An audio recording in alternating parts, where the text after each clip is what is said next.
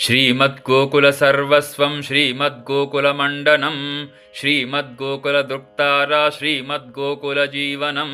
श्रीमद्गोकुलमात्रेशः श्रीमद्गोकुलपालकः श्रीमद्गोकुललीलाब्धिः श्रीमद्गोकुलसंश्रयः श्रीमद्गोकुलजीवात्मा श्रीमद्गोकुलमानसः श्रीमद्गोकुलदुःखघ्नः श्रीमद्गोकुलवीक्षितः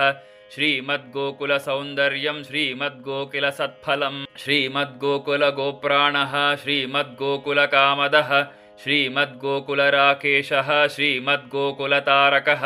श्रीमद्गोकुलपद्मालिः श्रीमद्गोकुलसंस्तुतः श्रीमद्गोकुलसङ्गीतः श्रीमद्गोकुललास्यकृत्